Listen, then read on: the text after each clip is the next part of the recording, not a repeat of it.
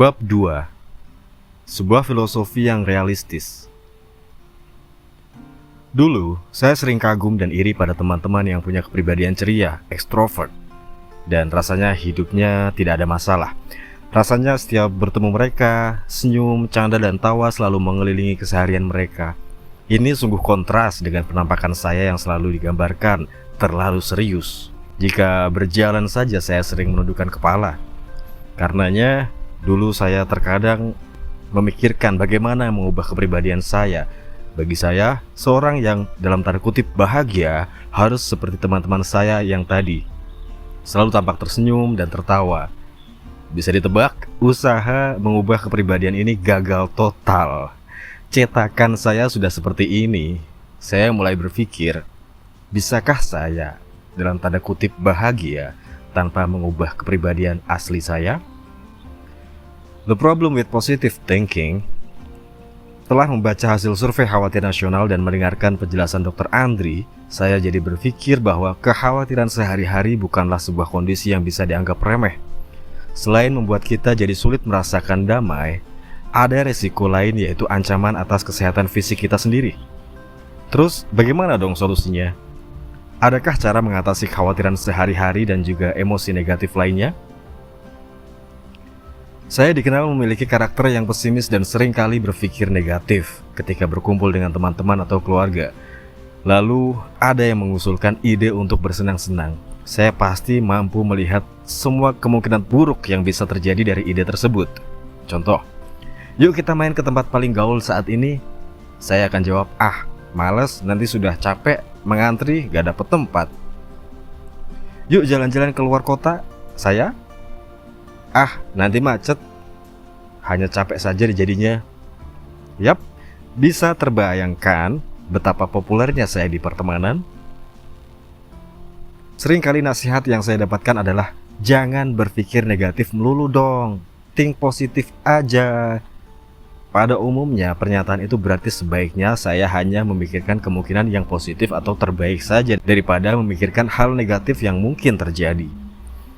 Ajakan untuk berpikir yang positif saja, dalam tanda kutip, seperti ini sudah sangat populer. Saya ingat di pertengahan tahun 2000-an pernah membaca buku populer The Secret yang bahkan mengklaim bahwa sekedar berpikir positif dan memikirkan hal yang kita dambakan saja mampu membawa perubahan yang kita mau. Nah, saya sudah berpikir keras supaya Gal Gadot menghubungi saya, tapi tidak kejadian tuh. Perkembangan terakhir ilmu psikologi justru menemukan adanya potensi masalah dengan anjuran berpikir positif. Artikel The Problem with Positive Thinking menyebutkan bahwa positive thinking justru sering menghambat kita. Beberapa eksperimen menunjukkan mereka yang menerapkan positive thinking dalam berusaha mencapai tujuannya seringkali memperoleh hasil yang lebih buruk dibandingkan dengan mereka yang tidak menerapkan positive thinking. Positive thinking dalam tanda kutip menipu pikiran kita, beranggapan seolah-olah kita dalam tanda kutip sudah mencapai apa yang kita inginkan, sehingga melemahkan keuletan kita dalam berusaha mencapainya. Namun sebaliknya, sekedar menyuruh orang berpikir realistis saja juga tidak memberikan hasil yang lebih baik. Penulis artikel tersebut mengusulkan mental contrasting, yaitu menggabungkan positive thinking atau membayangkan hasil yang diharapkan telah tercapai dengan memikirkan hambatan-hambatan apa saja yang akan ditemui.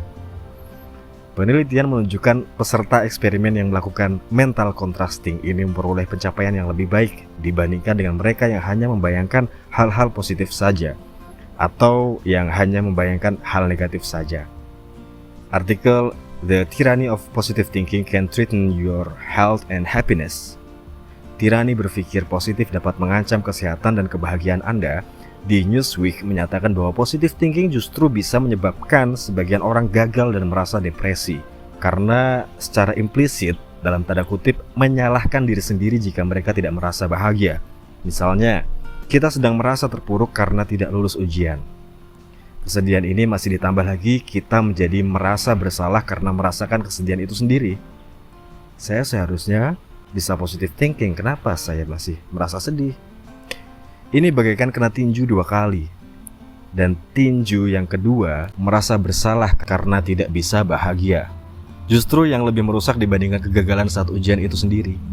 Julie Norem, profesor psikologi dari Wellesley College yang menjadi narasumber artikel tersebut, meneliti mengapa beberapa orang justru memberi respon lebih baik terhadap peristiwa negatif.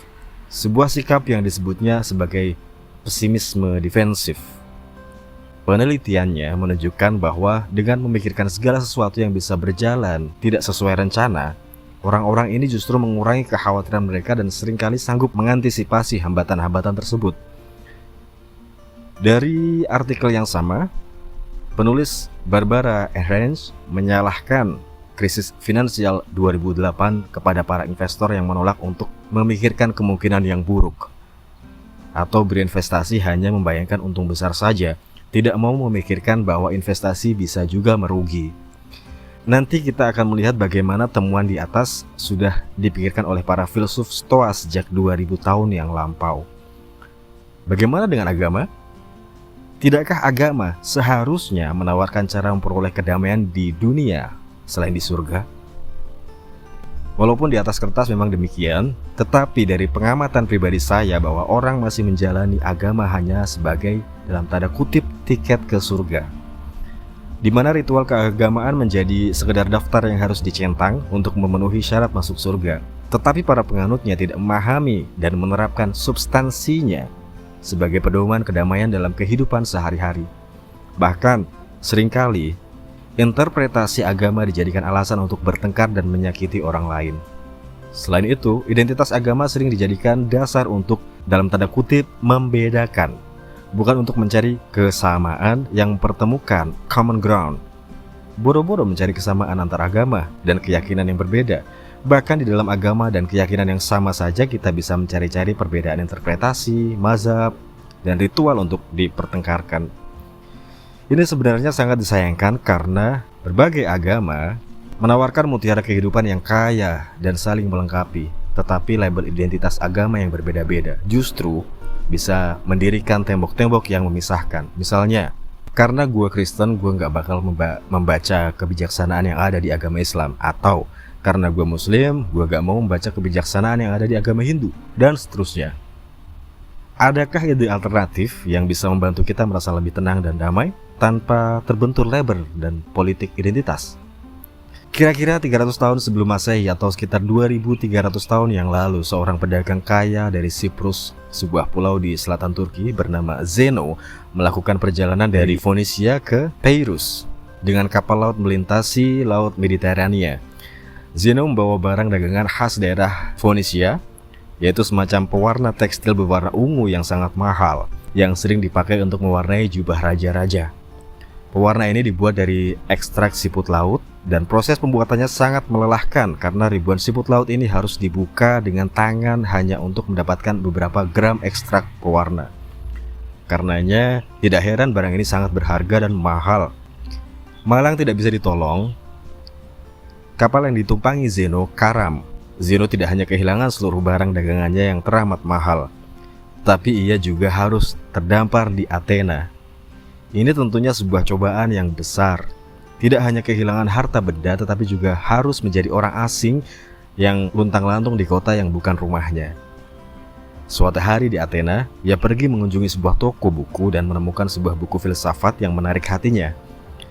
Ia bertanya kepada si pemilik toko buku, di manakah ia bisa bertemu dengan filsuf-filsuf seperti penulis buku ini?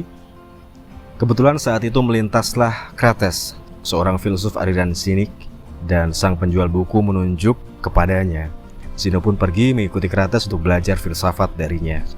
Zeno kemudian belajar dari berbagai filsuf yang berbeda dan kemudian ia pun mulai mengajar filosofinya sendiri. Ia senang mengajar di sebuah teras berpilar, dalam bahasa Yunani disebut Stoa, yang terletak di sisi utara dari agora atau tempat publik yang digunakan untuk berdagang dan berkumpul. Mungkin semacam alun-alun Yunani kuno ya, di kota Athena. Sejak itu para pengikutnya disebut kaum Stoa. Dalam proses penulisan buku ini saya menemukan banyak orang sulit menyebutkan Stoicism. Karenanya untuk memudahkan judul buku saya menyebutnya filosofi teras.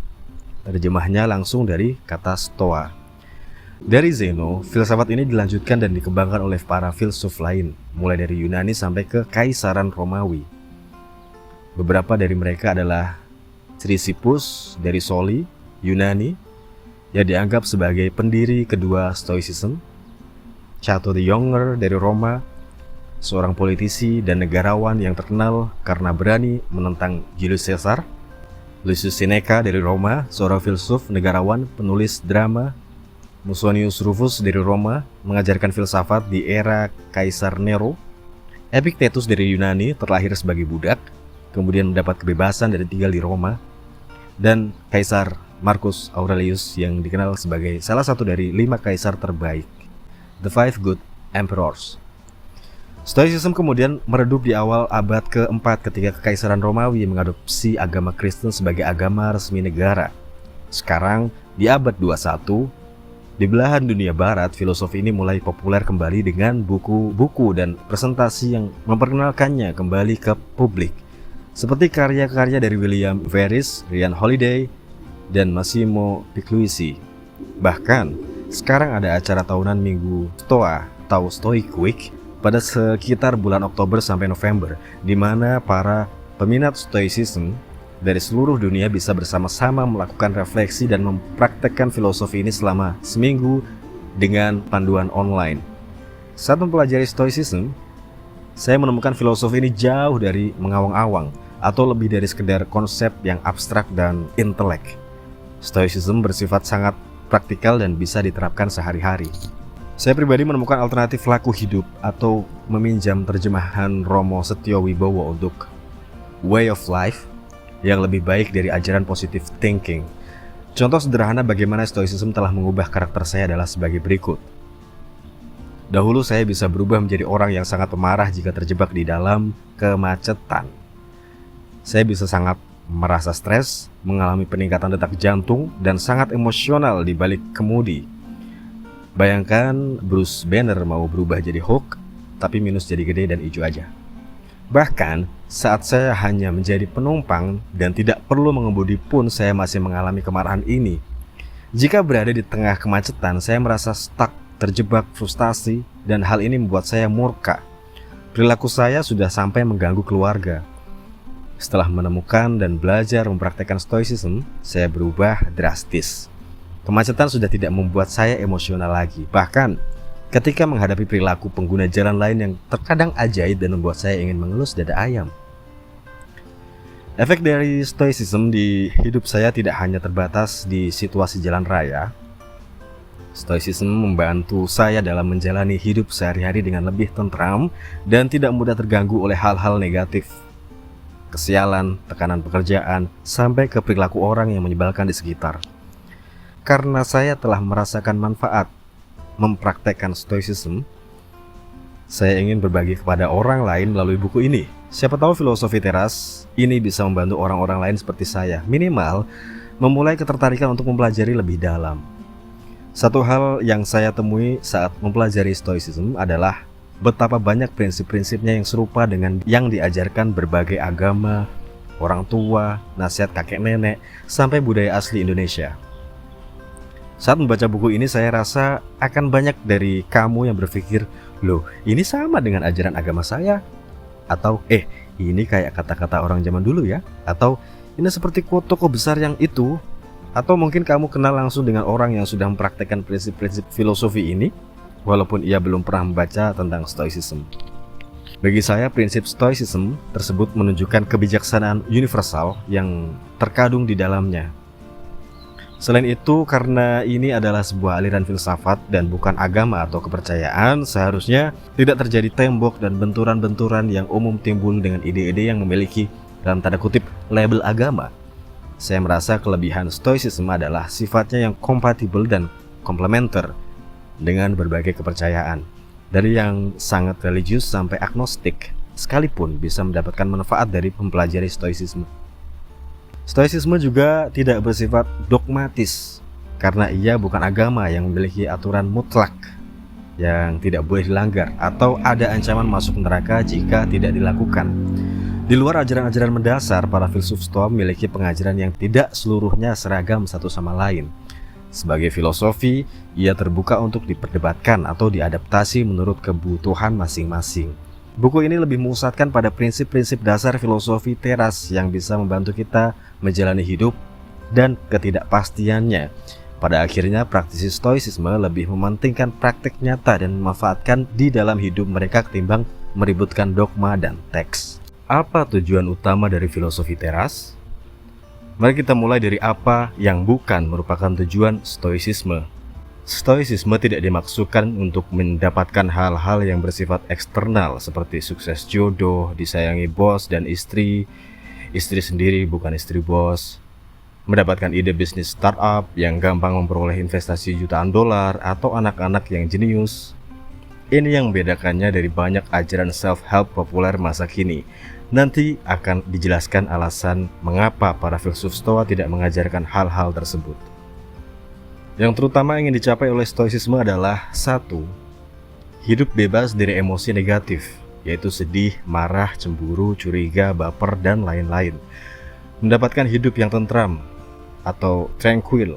Ketentraman ini hanya bisa diperoleh dengan memfokuskan diri pada hal-hal yang bisa kita kendalikan. Kita akan membahas lebih lanjut di bagian-bagian berikutnya. Yang 2, hidup mengasah kebajikan atau virtues. Ada 4 kebajikan utama menurut stoicisme. Yang pertama, A. Kebijaksanaan atau wisdom, kemampuan mengambil keputusan terbaik di dalam situasi apapun. B. Keadilan, justice, memperlakukan orang lain dengan adil dan jujur. Yang C. Keberanian atau courage, keberanian berbuat yang benar, berani berpegang pada prinsip yang benar. Ini bukan berani dalam tanda kutip dalam makna sempit, seperti bernyali masuk kandang singa.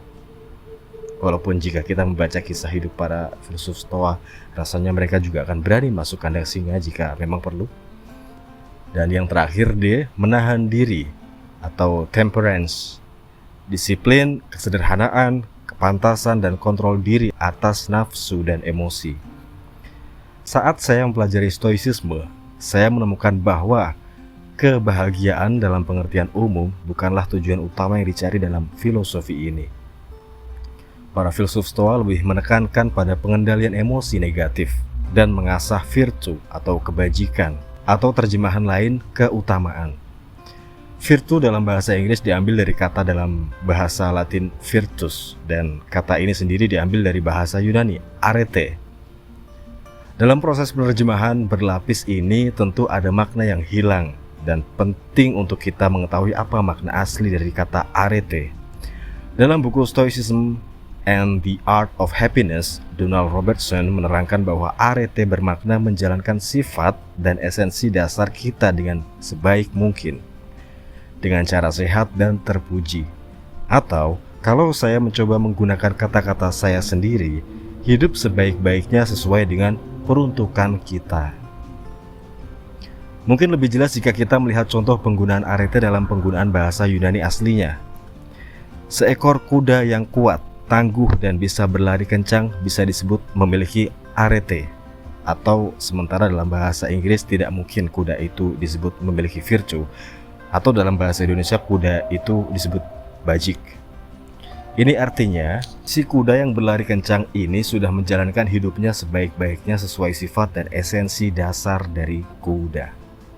Filosofi teras percaya bahwa hidup dengan arete, virtu, kebajikan ini harus dikejar oleh kita semua, bersama-sama dengan kemampuan mengendalikan emosi negatif.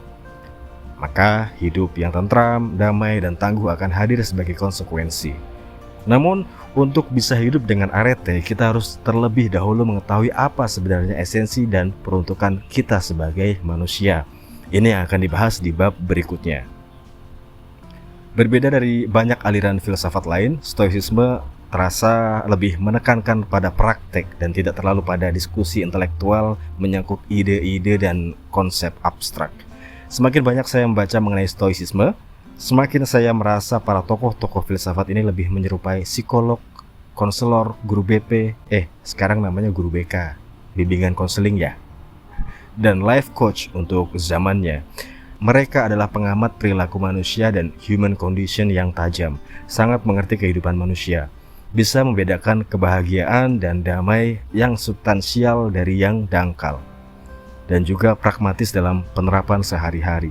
Salah satu alasan mengapa saya menyukai filosofi ini adalah karena siapapun bisa ikut mempraktekkannya tanpa harus bergantung pada atribut-atribut seperti kekayaan, prestasi, akademis, intelijensi bawaan, warna kulit, suku, karir, atau profesi. Stoicisme sama sekali tidak terpesona dan tidak mementingkan pencapaian-pencapaian dunia seperti kekayaan, kesuksesan karir, popularitas, dan lain-lain. Ini yang menjadi Stoicisme sebagai filosofi yang bersifat inklusif, merangkul semua. Harta benda, popularitas, gelar akademisi yang melebihi panjang nama, hal-hal tersebut bukan definisi sukses dan juga bukan bukti bahwa dari latar belakang para filsuf Stoa yang beragam, mulai dari politisi, kaisar, pedagang, sampai mantan budak.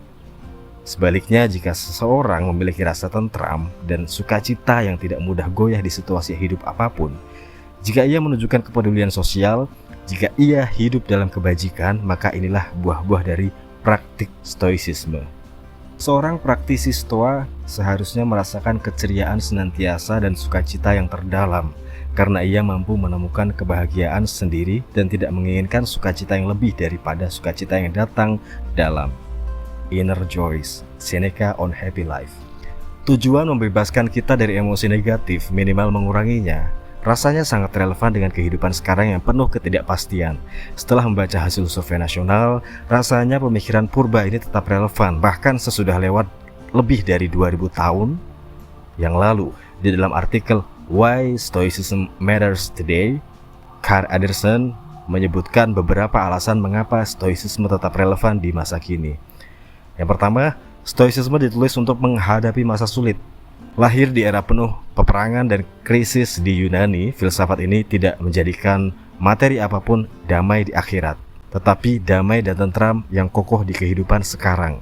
Damai dan tentram ini kokoh karena berakar dari dalam diri kita, bukan pada hal-hal eksternal yang bisa berubah, hancur, atau direnggut dari kita.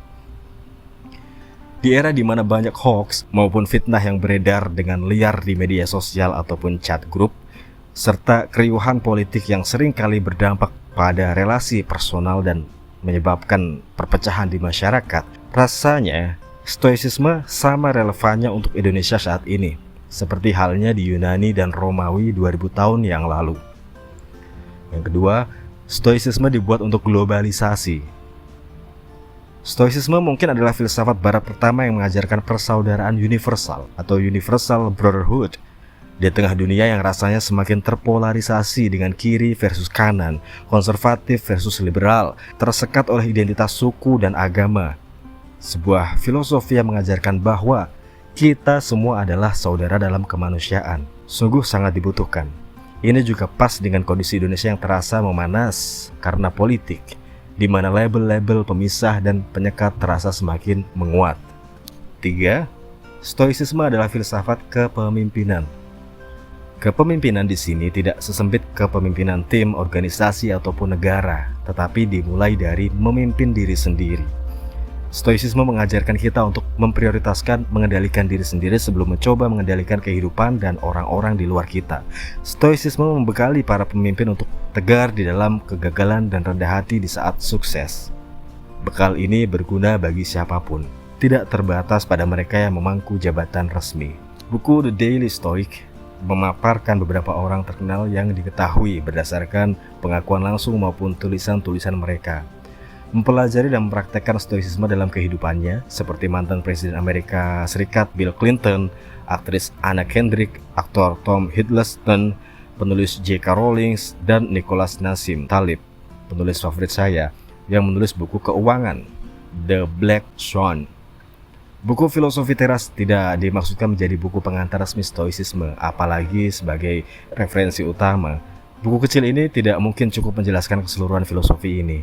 Saya hanya mengambil inti-inti yang saya rasakan paling mudah dan relevan untuk kehidupan sehari-hari, yang saya gabungkan dengan insight pribadi saya dan juga perspektif para praktisi dari bidang-bidang yang saya anggap relevan.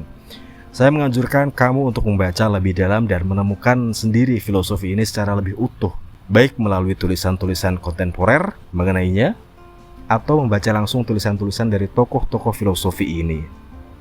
Walaupun sayangnya hampir semua literatur yang saya baca masih menggunakan bahasa Inggris. Referensi di internet juga sangat banyak, dari tulisan sampai video, meskipun lagi-lagi sebagian besar masih dalam bahasa Inggris. Anggaplah buku ini menjadi appetizer atau hidangan pembuka terhadap filsafat stoicisme, dan semoga dari hidangan pembuka ini kamu tertarik untuk menyantap hidangan utamanya, yaitu tulisan-tulisan mengenai stoicisme, baik dari penulis asli maupun penulis kontemporer lainnya. Mari kita mulai memasuki filosofi teras ini. Intisari bab 2. Yang pertama, filosofi teras atau stoicisme adalah aliran filsafat Yunani Romawi purba yang sudah berusia lebih dari 2000 tahun, tetapi masih relevan untuk kondisi manusia zaman sekarang. Yang kedua, sebagai sebuah filsafat, stoicisme bisa melengkapi cara kita menjalani hidup. Stoicisme bukan agama kepercayaan. 3. Stoicisme mengandung banyak ajaran dan nilai-nilai universal yang mungkin kita dengar dari filosofi lain, nilai budaya atau agama. Dan terakhir, tujuan utama dari filosofi teras adalah hidup dengan emosi negatif yang terkendali dan hidup dengan kebajikan, virtu atau arete, atau bagaimana kita hidup sebaik-baiknya seperti seharusnya kita menjadi manusia.